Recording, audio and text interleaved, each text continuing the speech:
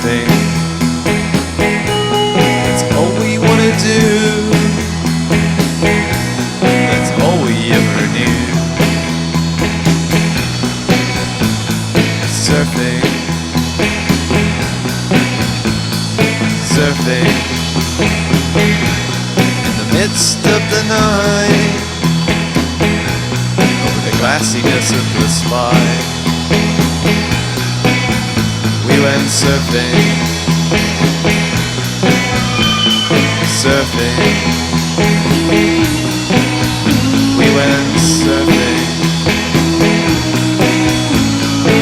S-U-R-F-I-N-G, surfing. Hi guys, welcome to World at Heart Yoga with Sophia.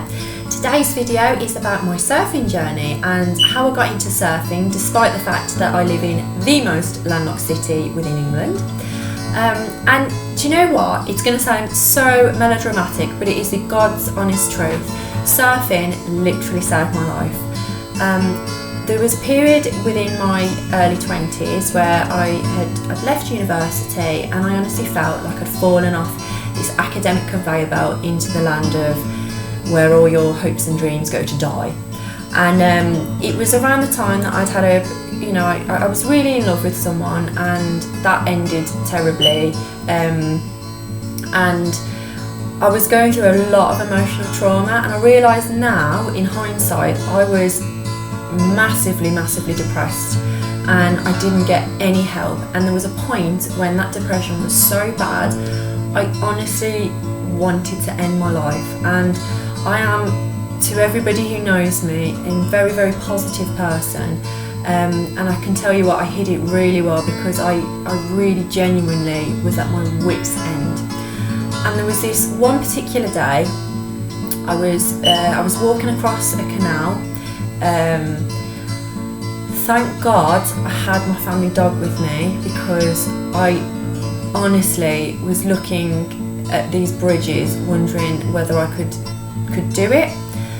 And just when my thoughts were at the absolute worst, a Jack Johnson song came on. I was listening to some, a random playlist, and this Jack Johnson song came on, and I could hear the ocean, and God, it's making me feel really upset even just talking about it. It was like someone just slapped me around the face and was like, go surf. Because at that time Jack Johnson was really popular and he was known for being this like Hawaiian surfer dude who happened to sing and have a guitar. And it was such a small little seed, but it planted this seed of, why don't you go surfing? So even though I didn't have a job, I was massively depressed and didn't really want to see anybody, I rang up a friend and we ended up travelling 8 hours on a megabus coach, which for people who don't know what a megabus coach is, it is budget travel, and I mean budget travel. And we stayed on this coach for 8 hours, and I think I even borrowed money. I had like nothing, and we went to Newquay in Cornwall, which is like one of the surf capitals of England. And we surfed and the sun shone and I learned and I got the bug. It was, oh God, it was like, it was being reborn. I went into that water wanting to literally blow my brains out, and I was cleansed. It was like I was baptised. I came out like a new person. And I'm not saying that all my problems were solved, but it was enough of an escapism that I knew that there was hope and there was reason to live. And that sounds so desperately sad, doesn't it? That sounds so like awful to say that I had all this lovely family around me and these amazing friends, and at that time I didn't love myself enough to even want to stay around for them. But surfing, it like jolted me alive again. It woke me up, and from that I knew, because I was still just, I was getting there, but I wasn't quite healed yet. I knew I needed a massive disruptive change, which in hindsight probably wasn't the best thing to do. I probably needed stability more. But on a whim, I emailed a surf camp in Senegal because I'd seen this film called Endless Summer, And Dakar in Senegal was one of the first places that they went to. So on a whim, I emailed this upstarting surf camp and said, do you need a yoga teacher? I will work for free if you give me food and a bed. And the craziest thing happened, they said yes. So literally a month later, I was on an aeroplane by myself to West Africa to go live in Senegal. And it was the jolt I needed because for start-offs, Angor Island, where I was staying, has a massive wave, and it is not beginner friendly. Like I honestly to this day do not know how I didn't die, because I couldn't even balance on my board. I couldn't even sit on it to wait for a wave. That's how beginner novice I was. But I was surrounded by these incredible surfers and these amazing Senegalese guys. And there might have been a holiday romance thrown into the measure, which was not healthy, not good for me to do, but hey ho.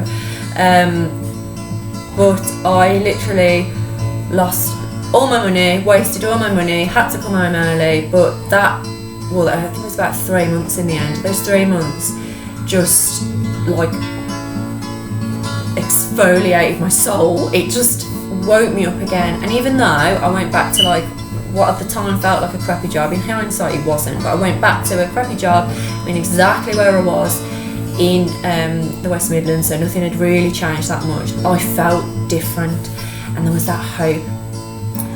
So the problem with surfing, it's a little bit like being a drug addict, because you suddenly become completely consumed by this thing. The ocean has this effect on you, and I needed to be in the ocean like 24/7, and financially and geographically I was challenged, so I couldn't just up and leave.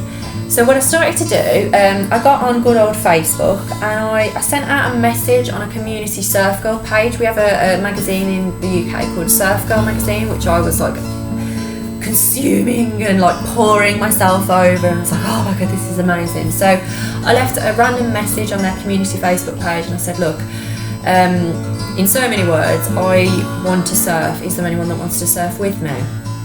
And this is one of the stories that makes me feel so happy to just talk about. It just makes my heart warm, because this girl called Jemima replied, and how about this for a small world? I met her on the last day of university in my university library, and for half an hour we put the world to rights, and I just thought she was this amazing human being. And she, to this day, remembers saying to me, oh, I'm so happy I found a new friend, I can't wait to start university now. And then I was like, oh, it's my last day. And then obviously we went our separate ways, never thought anything of it. And then 3 years later, she emails me and says, Sophia, I really want to go surfing, should we meet up? And I always joke with her that I don't know how, like, it's a shame that we're not lovers, because it would have been such a beautiful way to start a relationship, because we literally had like a friend date. We met each other on a bridge in, I think it was Darlington or York or somewhere like that, and she drove us to this place called Saltburn. And Saltburn, oh god, it is my spiritual home. It is this northern town in the northeast of England that no one really knows about, but it just so happens to have like amazing waves. And we went up there in January. There was snow on the ground, there was ice on the ground. We had to wear wetsuits so thick I was basically a walrus, and I didn't stop smiling the whole entire way through that surf. I was beaming. It was like the molecules on my face rearranged. I was just so blissful. And alongside that, I happened to meet this amazing human being who just got me, and she was going through a hard time as well, and we just connected. And I mean, I literally travelled up there for a day. I travelled 3 hours on a train to surf for about 2 hours to go all the way back. In total, it was probably like 9 hours of travelling altogether. But I was just like, I was jovial. Yeah, that is the word. I was absolutely jovial. Like I would epitomise that word. And we said on the train back to each other, like, there must be more people like us who are like trapped in the cities and want to do something. And then that spawned the Landlocked Surfer Club, and that I honestly attribute that group to getting me out of my slump.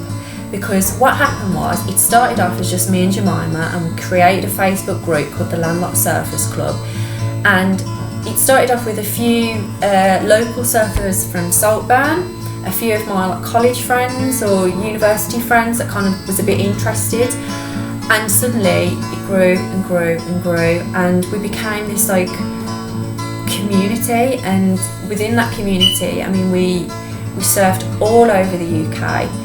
We went to Newquay, we went to the Gower, we wild camped in a woodland in Scotland to get near Pease Bay, and I can honestly say we lived the dream. It was amazing, and along the way, you know, I did have my slumps, because it's really hard to be in a landlocked city wanting to surf and not being able to. And the trouble is, life gets in the way. As much as you think your life is going to be endless summer and revolve around surfing, you've got bills to pay. I've got family and friends in the West Midlands. Like I kind of need to be here for the time being. And yeah, we ended up, you know, it's having its quiet times at the moment, the Landlocked Surfers Club. But for me personally, it inspired me to go and get my yoga teacher qualification, just because one particular surf trip I happened to teach everybody a bit of yoga, and everyone was really lovely about it, and it inspired me. And then that spawned Wild at Heart Yoga and Wild at Heart Yoga and Surf Retreats. And so far we've had a surf retreat to Saltburn. I just did an amazing retreat in Norway, surfing in Norway, which is just, oh, it's amazing. I've been surfing to Costa Rica. I've gone to South Africa to surf, or shark dodge, as that the case is. And I can honestly say, like, it makes me feel really like, oh God, don't cry, don't be a cheese ball. Like, it changed my life. Like, it saved me. Like, oh my God, stop crying. Oh God. Like, surfing is just amazing. That's the only way to describe it. It's amazing, and I've got like so many amazing friends because of it. And I don't know if I'm crying, because like it's literally like really happy. Like, why am I crying? But yeah, maybe it's hard to talk about, because it takes you back to that depression and that time of my life. But I mean, I've seen Jack Johnson in concert as well. Because I attribute him to like helping me as well, because he's planted that seed through his songs. And around the time that I met the love of my life, we'll call him Mr. Sunshine, because he's a very private man. He won't be featured on this video, but he's not a surfer. In fact, he's not a great swimmer either, but he loved me so much. He came on these surf trips, and I just remember in Newquay being sat on the beach with him, with all my friends, and one of my friends just randomly played a Jack Johnson song on his guitar, and I just had that moment of like looking out onto the sea, being hugged by the love of my life, but surrounded by my friends with like a few beers, and just feeling like this is awesome. This is what life is about. So I hope this video, whilst it's a little bit of information about me, I hope more than that, it perhaps gives you a little bit of inspiration to go and surf, and to, even if it's not surfing, to find your tribe, to find something outdoors that makes you feel the most alive you've ever felt, and that helps you get a community. Because I tell you what, guys, you know, it's life-changing, and it sounds so corny as hell to say that, but it really is life-changing. And I'll probably keep you updated on surfing, because I kind of love it, so I like talking about it. But yeah, do it, have a go.